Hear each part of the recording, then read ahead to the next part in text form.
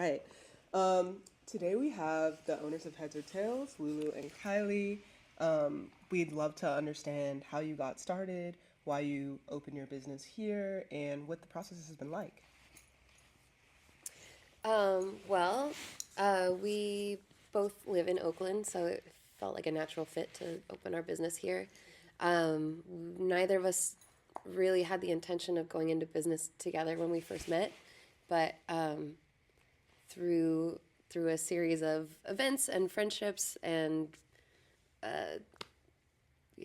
twists and turns of life, we both wound up looking for studio spaces to store our respective collections and use those for storing it for markets or getting it ready for online and stuff like that. And there wound up being a spot that had studio space but also kind of looked like it could have retail space in the front. And since we both were doing similar things, we decided to say, what the hell, let's try opening a store together. And it's been 4 years, almost creeping up on 5 since we signed that lease. We opened in September of 2020 during lockdown, and COVID and fires were rampant. And it's been a wild ride, but here we are in our third location on Piedmont Avenue. Second location on Piedmont, third location in Oakland. Knowing that Heads or Tails is a vintage clothing store, I'd love to understand more about both of your personal styles and if you were always into fashion and vintage, or if that's something that just happened with time and business ownership. Yeah, I would say my personal style is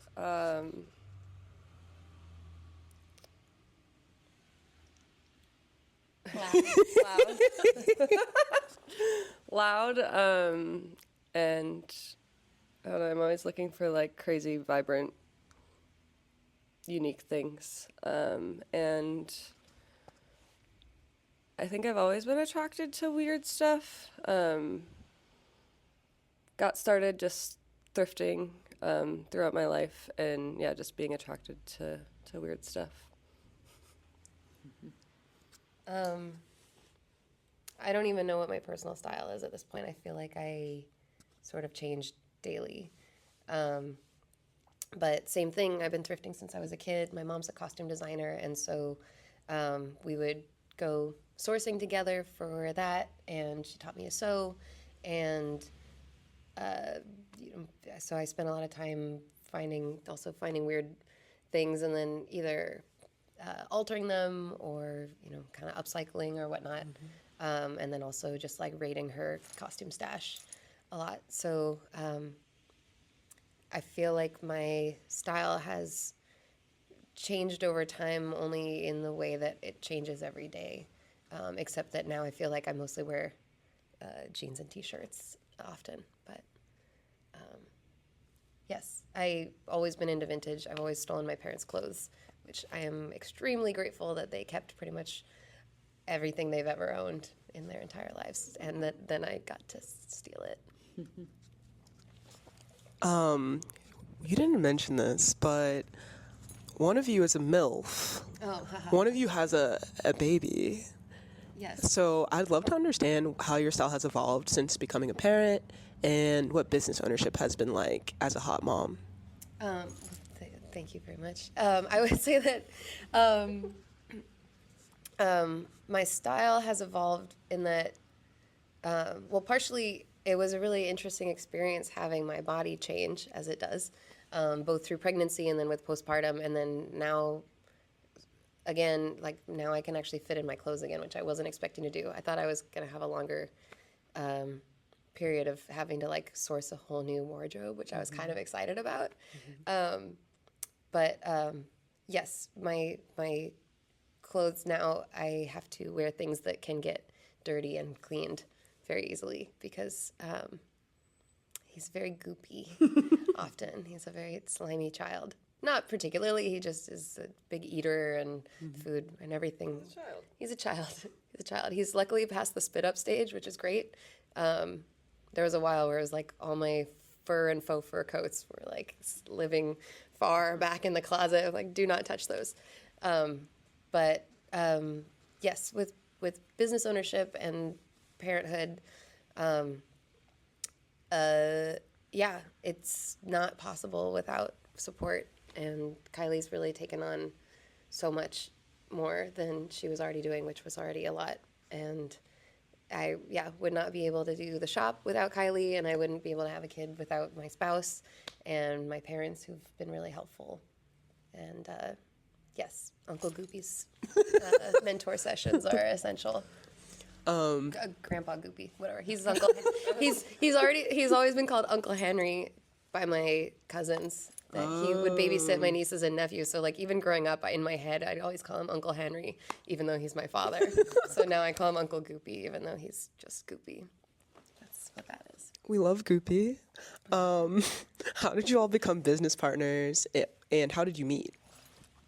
Well, kind of as I mentioned earlier, we became business partners because we were both looking for spaces for storing our things, our separate vintage collections, and then wound up finding a spot through some friends, through Abaraya, really, but through our friends Christina Miyagi and Ginger, and we were all looking for our own studio spaces to have together. And since Kylie and I were trying to do something similar, we decided to become business partners. But we met through I think we met through Miyagi initially, but we all met at the Hatch. because Kylie worked at the Hatch, a fabulous bar in downtown Oakland. Yeah, Still the there. diviest dive bar.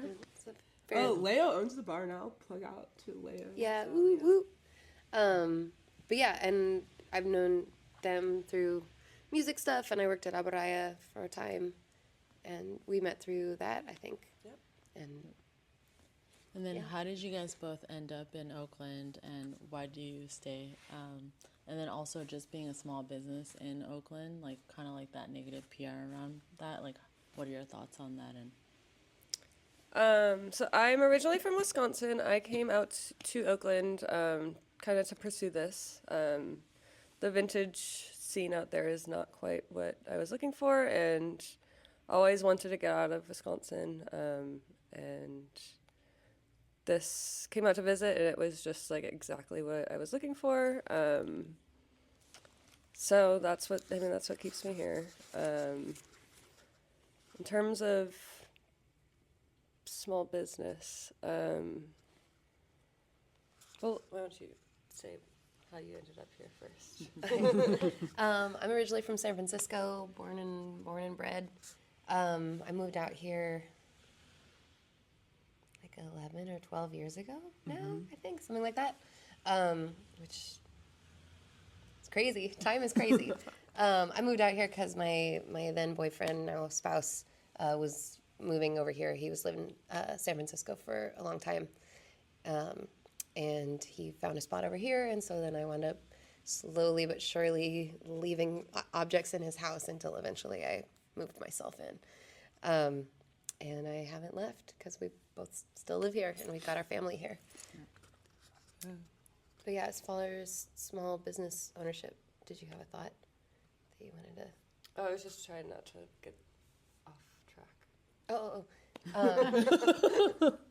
Well, just around like the negative PR around Oakland, right? I'm sure it kind of makes people, especially for like the vintage community, I feel like most often people are thinking of San Francisco or even Berkeley, but what about the community here in Oakland, and Right. how do you guys kind of make sure like, you know, the door stays open and whatnot through all of this?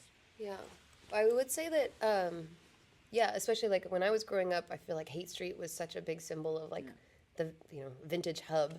And more, there are so many amazing vintage shops opening up in the East Bay, or that have been here forever, that I think are either getting more attention, or, there is more attention, I think, around vintage over here than there used to be. And it's a really beautiful community. Like, it's been really awesome for us to get to be included in that. There's some people that like I've known since I was a kid that now I get to interact with them in a different sphere. It's been really,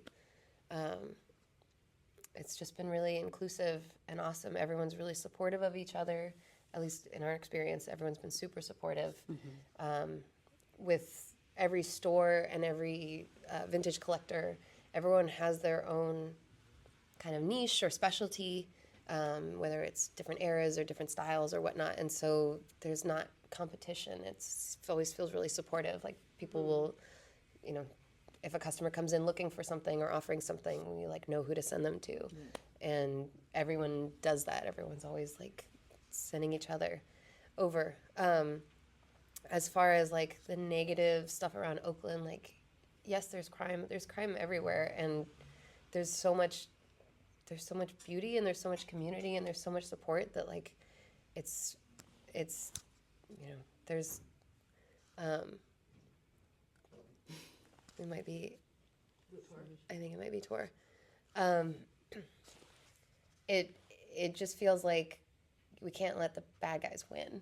I feel like it's hard to stay open as a small business because of, you know, people aren't able to spend money, people aren't able to come out and do things, and you know, if you get your window smashed, like that can set you back thousands of dollars, and it's really hard to recoup from that. But at the same time, like, you know, we're only as strong as our weakest link and all the cliches, but like we're all in this together, and I think that there's still so much support, and like everyone wants to like keep each other afloat. Yeah. Do you all want to let him in? Okay. Oh yeah, he doesn't have a key, that's right. That's why that was happening. Thank you.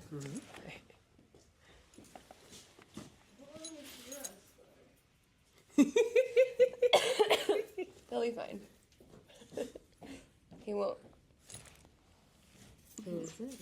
It's person who's helping out today. Hi. His name's Tor. He's lovely. I think I've met him once. We'll be done. Hi.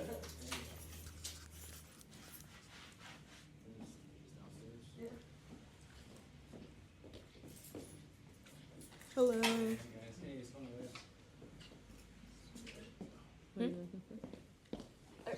I think we're good. Okay. I mean, did you want to say anything in regards to like the small ownership or? No, you said too much. All right. Back in. You all have participated in a lot of street fairs that have cultivated community. Since the inception of your first store in downtown, you've done it at your store down the street, and now your store here. Can you tell us about highlights from those experiences?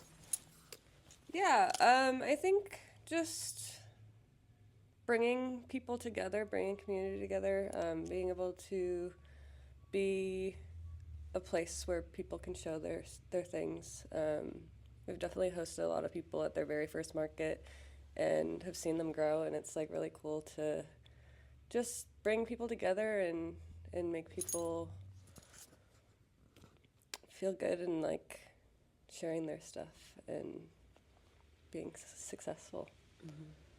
Yeah, and I think especially like in this day and age where so much stuff is, you can order anything online, or you know, everything is speedy manufacture. Like it's really cool to have the opportunity to get the consumer to see who's making their stuff.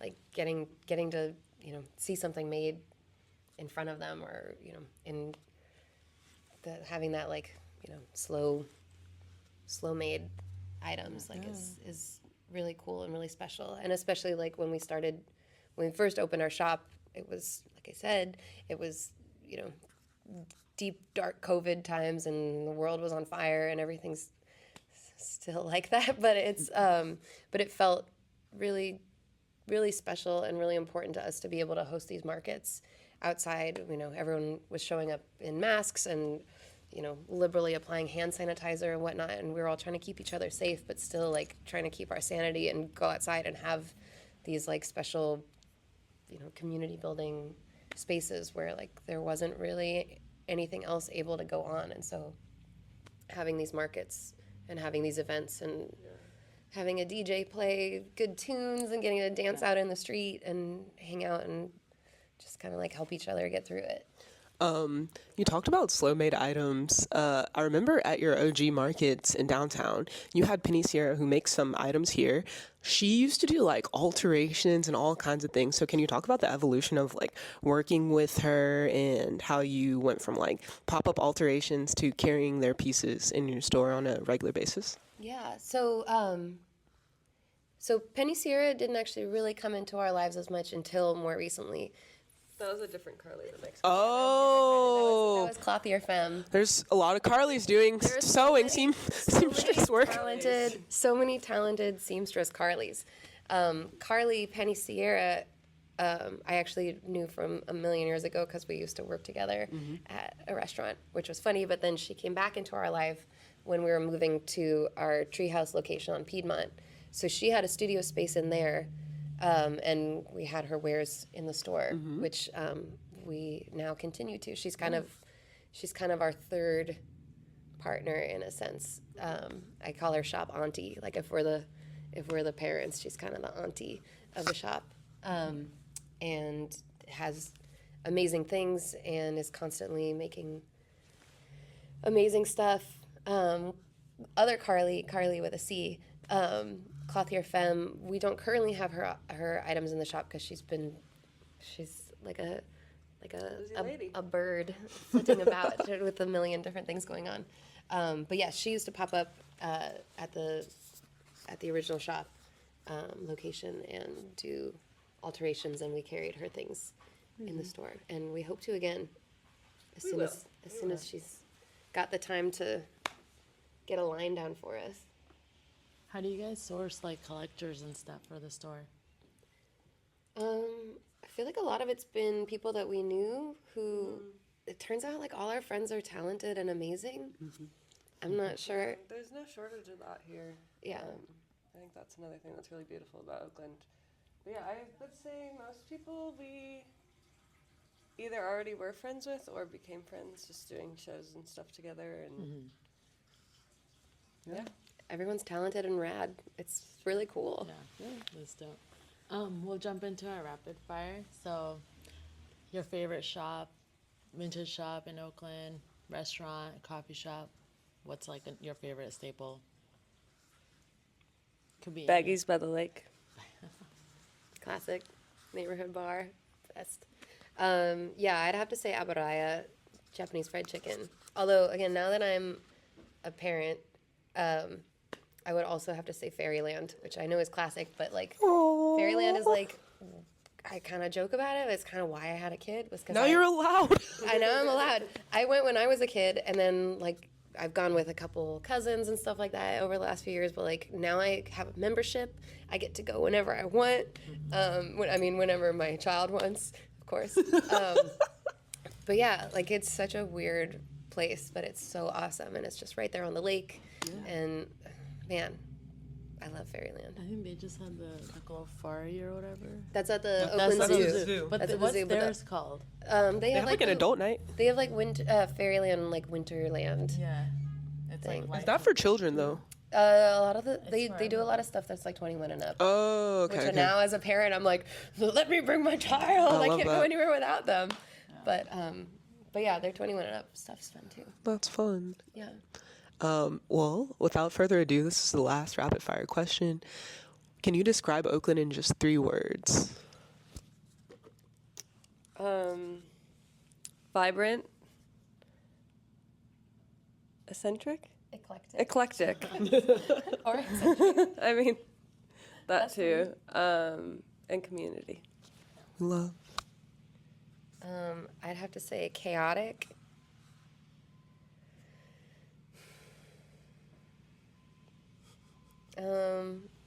Chaotic. I'm going to just say that twice. And misunderstood. Beautiful. We really appreciate your time today. Appreciate your time today. Thank you so much. Thank you for having us. Everybody should definitely come to Heads or Tails, shop all their really cool, vibrant vintage items.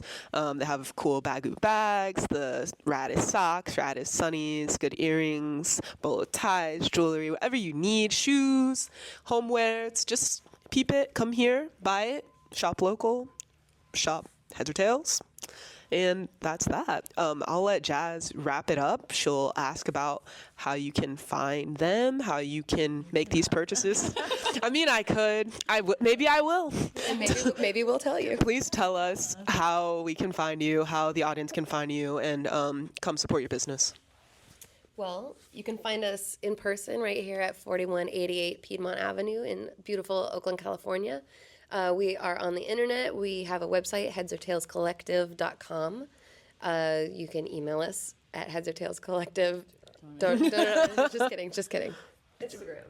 You can Instagram us. Instagram us, Heads or Tails Collective on Instagram.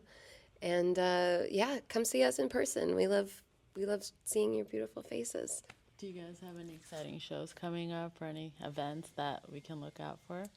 We do. I'm not sure if they'll be after the time of this airing, but some really cool ones that we have coming up. We are hosting a Shop Small Saturday market on Saturday. That is November 30th. Yeah, the Piedmont Lane Market. We do them recurringly. So. Okay. Yeah, they're generally every third Saturday. But no, they're not. They're all the time. They're whenever. We just keep an eye out. Sign up for our mailing list. Find us on Instagram. We've got our Shop Small Saturday one coming up on November 30th. We've got a really, really awesome holiday market coming up on December 7th at 7th West in West Oakland, which is going to be awesome. There's going to be vinyl DJ Muzz, and May Powell is going to be performing with a jazz quartet.